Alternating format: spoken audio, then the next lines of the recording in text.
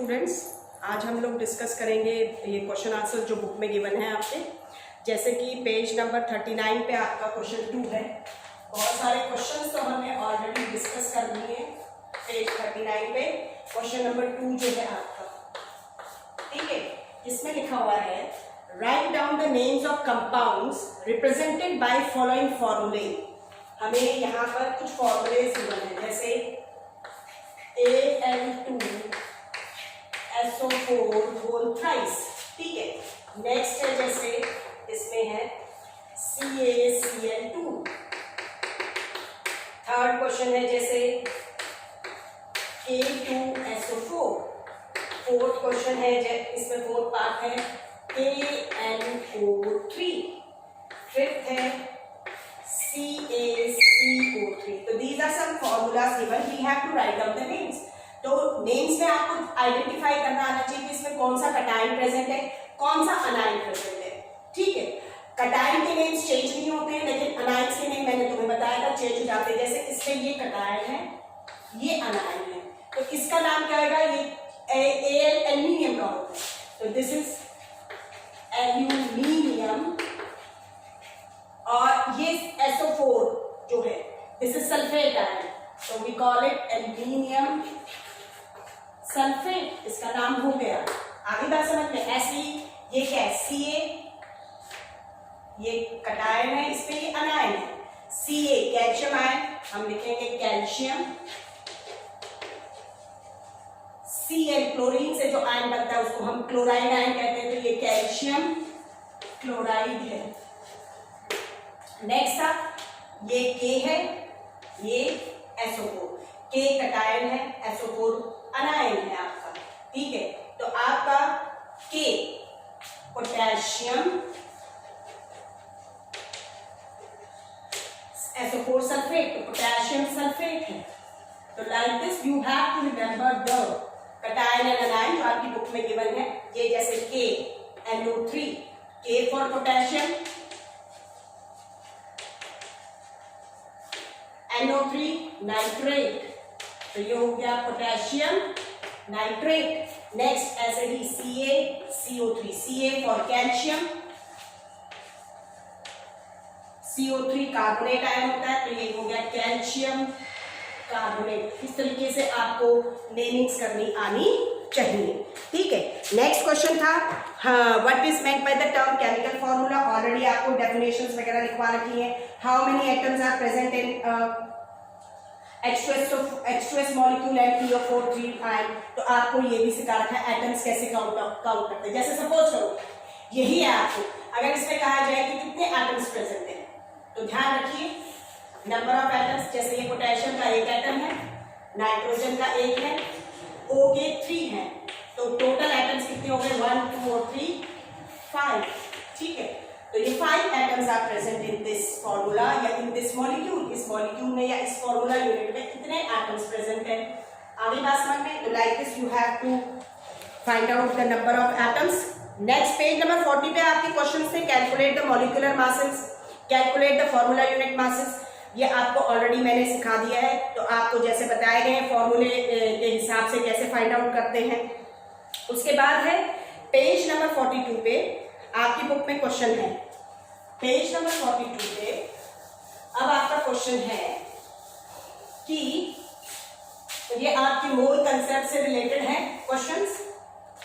तो इसने जो क्वेश्चन 2 है बच्चे, ये तो ऑलरेडी आपको मैंने अभी पीछे न्यूमेरिकल्स डाले थे उसमें भी दिया था। Which has more number of atoms, 100 grams of sodium और 100 ग्राम्स ऑफ आयरन, ठीक है। तो आप इसमें number of moles find out कीजिए, फिर आप नंबर ऑफ क्या फाइंड आउट कर सकते हैं, एटम्स फाइंड आउट कर सकते हैं। आपको सिखाया है, तो जिसमें ज्यादा आएंगे वो आप कैलकुलेट कर सकते हैं। इसका पेज 42 का फर्स्ट क्वेश्चन जो है, ठीक है, इसमें दिया हुआ है if 1 mole of carbon atoms weighs 12 grams. अब उसने कहा है कि 1 मोल, यानी हमें नंबर ऑफ मोल कितना है, 1 मोल है, ठीक है। और वो कहता है कि 1 मोल कार्बन एटम्स जो हैं, ठीक है, वेज 12 ग्राम्स। कितना वे है उसका, 12 ग्राम है।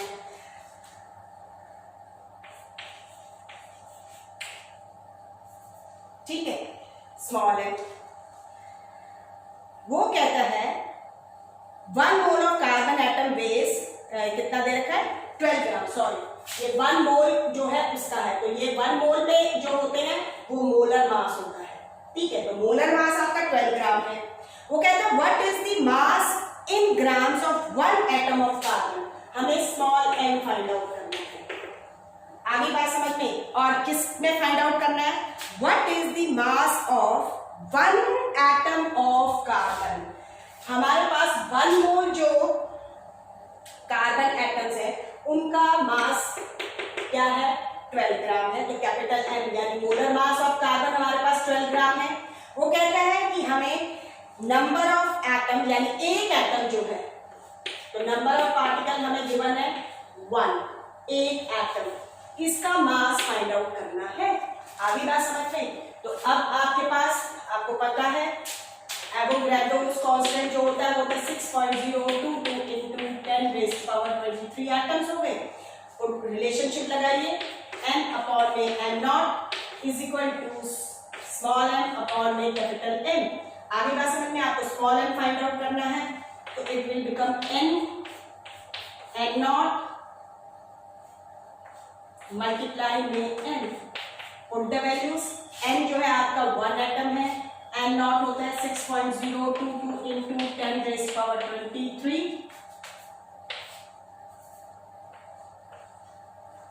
मल्टीप्लाई में मास जो है मोलर मास 12 है, तो आपको क्या मिल जाएगा मास किसका 1 एटम का। तो कैलकुलेट कर लीजिएगा इसको, you will get the answer. अब हम एंड एक्सरसाइज में बात करते हैं। First and second question we have already done. Third question है आपका, वो भी हम कर चुके हैं, पॉलीएटॉमिक आयंस और उसके एग्जांपल्स। राइट द केमिकल फॉर्मूले ऑफ द फॉलोइंग। केमिकल फॉर्मूले आपको लिखने सिखा दिए हैं, प्रॉपर स्टेप वाइज आप करेंगे। आपको एक बार फिर से रिवाइज याद दिला देती हूँ। जैसे इसने फर्स्ट दिया मैग्नीशियम क्लोराइड, तो हमारे पास सबसे पहले हमने फॉर्मूला लिखना होता है। फॉर्मूला क्या है, सिंबल्स जो होते हैं, सॉरी आप लिखिए डायरेक्ट मत आंसर दीजिए, सिंबल्स जो होंगे। मैग्नीशियम क्लोराइड है आपका, तो हम सिंपल जैसे मैग्नीशियम का Mg, क्लोराइड का Cl। आगे बात समझ में, इसकी जो हम वैलेंसी है या चार्ज जो प्रेजेंट है इसमें, वैलेंसी ओब्लिक या चार्ज जिसे कह सकते हैं, हम उसे लिखेंगे Mg पे 2 प्लस होता है तो इसकी वैलेंसी 2 है, क्लोराइड पे माइनस होता है तो 1 है। आप वैल्यूज को ऐसे, इसका चार्ज या इसकी वैलेंसी Mg के साथ जाएगा, इसकी वैलेंसी या इसका चार्ज क्लोराइड आयन के साथ जाएगा, तो आपका फॉर्मूला हो गया Mg 1 लिखते नहीं है सबस्क्रिप्ट में, Cl2। तो this is the formula. Like this you have to write down the formulas. आपको केमिकल फॉर्मूले लिखने हैं। क्वेश्चन 5 है आपका, give the names of the element present in the following compounds. आपको ये जो गिवन कंपाउंड्स हैं, आगे बात समझ में, ये जो गिवन कंपाउंड्स हैं आपने उनके क्या फाइंड आउट करने हैं, इसके अंदर जो एलिमेंट्स हैं उनके नाम देने हैं। तो सबसे पहले आपको ये कुछ एलिमेंट्स हैं जो कॉमनली यूज किए जाते हैं, इनके कुछ के कॉमन नेम्स हैं, तो आपको इनके केमिकल नेम पता होंगे तो you can write it down. ये क्वेश्चन नंबर 5 है आपका एंड एक्सरसाइज का। ए, सबसे पहले इसमें लिखा है क्विक लाइन। तो क्विक लाइन जो है बच्चे ये एक कॉमन नेम है किस केमिकल का, तो आपको पता होना चाहिए इसका केमिकल नेम होता है कैल्शियम ऑक्साइड। आगे बात समझ में, अब कैल्शियम ऑक्साइड इसका केमिकल नेम है, तो इसका आपको फॉर्मूला आना चाहिए। जब हम फॉर्मूला लिखते हैं कैल्शियम ऑक्साइड का तो ये होता है CaO। अब आप इसको देख के पता लगा सकते हैं कि इसमें एलिमेंट कौन कौन से प्रेजेंट हैं। तो जो एलिमेंट प्रेजेंट है उनके नाम लिखने हैं आपने, नेम ऑफ द एलिमेंट्स, ध्यान रखिए। ये इसमें Ca कैल्शियम का सिंबल है, तो इसमें जो इसका नाम हो गया एलिमेंट का वो क्या हो गया, एक हो गया कैल्शियम। एंड इसमें जो दूसरा एलिमेंट है O मीन्स ऑक्सीजन। नेम जो एलिमेंट का नाम है वो ऑक्सीजन है, ऑक्साइड आयन का नाम रहेगा, ये ध्यान रखिए। तो हमें एलिमेंट के नेम देने हैं। ऐसे ही आपका लिखा हुआ है बी पार्ट में हाइड्रोजन, ब्रोमाइड, हाइड्रोजन ब्रोमाइड जो होता है, इसका ये केमिकल नेम ही है, इसका फॉर्मूला होता है HBr। आगे बात समझ में? इसमें H जो है, ठीक है, ऐसे ही आप name of the element, H means, तो इसमें जो एलिमेंट्स है वो है हाइड्रोजन, एंड Br होता है bromine, hydrogen and bromine, these two elements are present. वैसे तो आयन का नाम हाइड्रोजन तो है ही, लेकिन जब आयन का नाम लिखते हैं तो हाइड्रोजन ब्रोमाइड जब नेमिंग करते हैं, लेकिन एलिमेंट जो है उनके नाम क्या है? Hydrogen and bromine. नेक्स्ट जो इसमें था बेकिंग पाउडर है,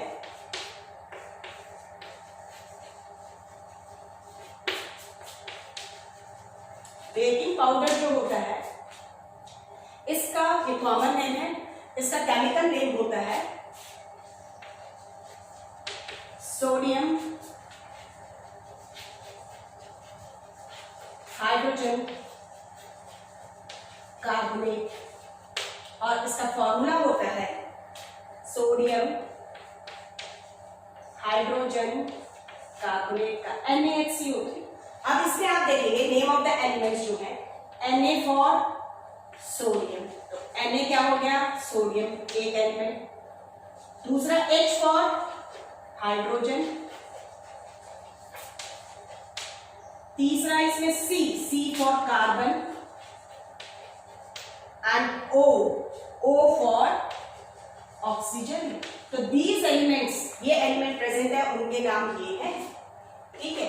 ऐसे ही है आपका डी पार्ट में, जैसे इसमें दिया है, नाम लिखा है पोटेशियम सल्फेट, ये एक केमिकल नेमिंग है, पोटेशियम सल्फेट। पोटेशियम सल्फेट, इसका फॉर्मूला अभी हमने किया है K2SO4, ठीक है। अब हम इसमें एलिमेंट्स देखेंगे तो K जो होता है, दिस इज फॉर पोटेशियम, तो एलिमेंट एक क्या हो गया? Potassium, S for sulphur, O for oxygen. आगे बात समझ में? तो ऐसे ही बच्चे कुछ और है आपके जो आपको पता होने चाहिए, जैसे कि इसमें हम एक आपको पता होना चाहिए, जैसे कास्टिक सोडा, ये भी आपका कॉमनली यूज होता है वर्ड। कास्टिक सोडा जो होता है ये आपका होता है सोडियम हाइड्रोक्साइड, और इसका फॉर्मूला होता है NaOH। तो नेम ऑफ द एलिमेंट्स में इसमें आपको पता होंगे, Na हो गया सोडियम के लिए, O for oxygen, H for hydrogen. आगे बात समझ में? इसी तरीके से आपका इसमें एक क्विक जो और पूछे जाते हैं, जैसे वो है, एक आप लगा के चलिए, जैसे इसमें आपको ये भी पता होना चाहिए, वॉशिंग सोडा, इसे हम नॉर्मली वॉशिंग सोडा जो केमिकली होता है, ये होता है सोडियम कार्बोनेट, ठीक है, सोडियम कार्बोनेट का हाइड्रेट है जैसे, ठीक है, ये पूरा नेम है, और इसका फॉर्मूला होता है Na2CO3.10H2O। तो एलिमेंट्स कौन कौन से उनके नाम, जैसे Na for sodium, C for carbon, O दो जगह है तो एक ही बार लिखेंगे ऑक्सीजन, और H फॉर हाइड्रोजन, ठीक है। इसी तरीके से आपका एक वर्ड जो कॉमनली यूज होता है एसिटिक एसिड, बहुत यूज होता है, ठीक है। इसका कॉमन नेम होता है, ये कॉमन नेम है, ये इसका केमिकल नेम है, इसको हम कहते हैं एथेनोइक एसिड। इसका फॉर्मूला होता है CH3COOH। तो इसमें जो एलिमेंट्स हैं उनके नाम क्या होंगे, जैसे कार्बन, ये प्रेजेंट है H, hydrogen, O for oxygen. तो यू शुड नो कि आपसे क्या पूछा जा रहा है, एलिमेंट्स के नेम पूछे जा रहे हैं, या कटायन अनायंस पूछे जा रही हैं, तो accordingly you have to write down the answer. This is your question 5। Question 5 के बाद क्वेश्चन 6 था आपका कैलकुलेट द। क्वेश्चन 6 में कहा गया था कि आपको कैलकुलेट करना है। क्या कैलकुलेट करना है? मोलर मासेस को कैलकुलेट करना है। आगे बात समझ में। तो जब हम मोलर मास फाइंड आउट करेंगे तो सिंपल फॉर्मूले जो आपको गिवन है क्वेश्चन नंबर 6 का एक बार, इसमें उसने सबसे पहले लिखा है calculate the molar mass of the following substance. A है इथाइल, ये आपका एक ऑर्गेनिक कंपाउंड है इथाइल, जिसका फॉर्मूला उसने गिवन है C2H2। उसने कहा है हमें मोलर मास निकालना है। तो सेम अगर आप देखेंगे इसके अंदर आपको कार्बन और हाइड्रोजन जो है इनके मासेस आपको ऑलरेडी गिवन है, ठीक है। तो आपको जो एलिमेंट्स आपके सिलेबस में नहीं है, जो आपके हायर लेवल पे आते हैं, उनके एटॉमिक मासेस ऑलरेडी आपको गिवन होंगे। जैसे फास्फोरस है आपका ऑलरेडी आपको मेंशन किया हुआ है। अगर आप क्वेश्चन देखेंगे मोलर मास निकालने का तरीका वही रहेगा आपका। आप क्या लिखेंगे? मोलर मास ऑफ C2H2 है जो क्या होता है 2 multiply atomic mass of carbon plus में 2 multiply atomic mass of hydrogen. आगे बात समझ में, ठीक है। Is equal to put the values 2 multiply carbon, एक कार्बन का जो होता है वो 12 होता है, प्लस में 2 इंटू हाइड्रोजन का 1। दिस इज इक्वल टू 12 2 24 प्लस 2 26। लेकिन जब यूनिट लिखेंगे you will write G not U, क्योंकि मॉलिक्यूलर मास नहीं है ना ही फॉर्मूला यूनिट मास है। मोलर मास जो होता है वो आपका ग्राम एटॉमिक मास होता है, ग्राम मॉलिक्यूलर मास होता है। तो 26 यूनिट जो लिखेंगे वो ग्राम होगी। आपने इस तरीके से सभी के मोलर मासेस फाइंड आउट करने हैं क्वेश्चन 6 के अंदर, ठीक है। आगे बात समझ में। उसके बाद है आपका क्वेश्चन नंबर 7। हाँ, कुछ बच्चे ये ध्यान रखिए जब इस कैलकुलेट करते हैं कॉमन मिस्टेक, ये इक्वालिटी के साइन की जगह एम्प्लॉयज टू लगाते हैं। आपका ये गलत है, तो डोंट यूज दिस सिंबल। ये सिंबल यूज नहीं होना चाहिए। प्रॉपरली देखिए क्या सिंबल्स यूज किए जा रहे हैं। क्वेश्चन नंबर 7 है आपका what is the mass of. हमें मास फाइंड आउट करना है क्वेश्चन 7 में। आगे क्या समझ में, हमें गिवन है ए पार्ट में 1 मोल ऑफ नाइट्रोजन एटम्स। हमें मास यानी स्मॉल m फाइंड आउट करना है। हमें गिवन है नंबर ऑफ मोल 1 मोल है। हमें किसका फाइंड आउट करना है? मास नाइट्रोजन एटम्स का। तो हम कैपिटल M फाइंड आउट करेंगे। कैपिटल M होता है आपका molar mass of nitrogen atom, ठीक है। नाइट्रोजन एटम है तो हम N लेंगे। अगर नाइट्रोजन गैस होता तो आप N2 लेते, क्योंकि वो डायटोमिक स्टेट होती है। अब एक नाइट्रोजन एटम का जो मास होता है दैट इज 14। वो आपका कितना होता है? अगर आप लोगों को याद नहीं रहते हैं तो आप अपनी बुक्स के अंदर, ठीक है, पेज नंबर 35 पे आपको कुछ ये एटॉमिक मासेस गिवन है। आप यहाँ से यूज कर सकते हैं, देख सकते हैं। आप बार बार जहां से देखेंगे बार बार रिपीट करेंगे। जैसे कार्बन हाइड्रोजन का ऑलमोस्ट सभी जगह आता है तो ऑटोमेटिकली लर्न हो जाएगा। नाइट्रोजन का भी बताया तो ये हो जाएगा न्यूमेरिकल वैल्यू रिलेटिव एटॉमिक मास के बराबर होगी, और जो यूनिट होगी that will be G instead of U। हम G लिखेंगे, 14 ग्राम हो गया। N फाइंड आउट करना है, सॉरी M स्मॉल m। हमें पता है N जो होता है that is equal to small m upon में कैपिटल M। फॉर्मूला लिखिए, वैल्यूज पुट कीजिए। आपकी वैल्यूज पुट करने पे आपको क्या मिल जाएगा? आपका स्मॉल m। और आप इसको ऐसे भी लिख सकते हैं, और small m is equal to क्या हो जाएगा आपका n इंटू कैपिटल N। तो दिस इज 1 इंटू 14। आगे बात समझ में, आंसर विल बी 14 ग्राम। आगे बात समझ में, 1 मोल जो होता है नाइट्रोजन एटम का मास, वो रिलेशनशिप भी आप डायरेक्ट लगा सकते हैं। टी पार्ट में उसने कहा है 4 moles ऑफ एल्यूमिनियम एटम। अब देखिए एल्यूमिनियम का मास ऑलरेडी गिवन है, तो हमारे पास 4 मोल्स हैं, यानी हमें n गिवन है 4 मोल।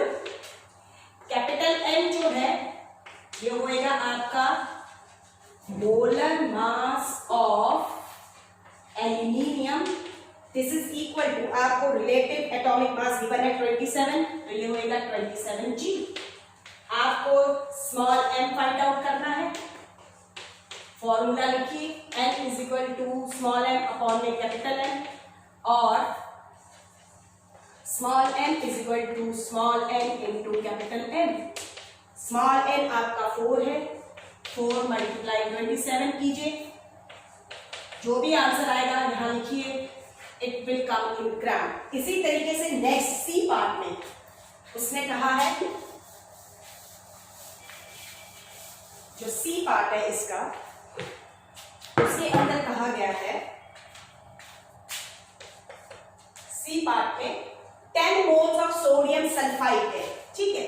तो हमारे पास स्मॉल m कितना है, 10 मोल्स है, आगे बात समझते हैं। और वो कह रहा है सोडियम सल्फाइड है। अब यहां पर क्या है, कैपिटल M हमें कैलकुलेट करना पड़ेगा, यानी हमें क्या निकालना पड़ेगा, molar mass of sodium sulphide यानी Na2SO3, ये हमें कैलकुलेट करना पड़ेगा, ठीक है। ये कैसे कैलकुलेट होगा, वही तरीका जो आप निकालते हैं मॉलिक्यूलर मासेस जैसे निकालेंगे, लेकिन सिर्फ यूनिट क्या लगाएंगे, ग्राम। तो 2 multiply atomic mass of sodium 23 plus में सल्फर 1 इंटू 32 प्लस में 3 मल्टीप्लाई 16। आगे बात समझ में, इसको कैलकुलेट कीजिएगा, इसको मल्टीप्लाई करेंगे, 46 प्लस 32 प्लस 48। आगे बात समझ में, आपका ये आएगा, इसको ऐड कीजिए, 2 और 8 10 और 6 16, 1 कैरी, 4 और 3 और 1 4 और 4 4 4 4 और 4 8 और 4 9 10 11 12 126 ग्राम, ठीक है। हमें अब स्मॉल m फाइंड आउट करना है। हमारे पास n is equal to small m upon में कैपिटल M होता है, आगे बात समझ में। और हम लिख सकते हैं small m is equal to n multiply capital M, ये हो जाएगा n कितना है 10 मल्टीप्लाई 126, मल्टीप्लाई कीजिए, जो आंसर आएगा यहाँ पुट डाउन की लिख दीजिएगा, ये आपका 1260 आ जाएगा। Like this you have to calculate the molar, sorry, you have to calculate the mass। आगे बात समझ में, तो like this you have to do these questions।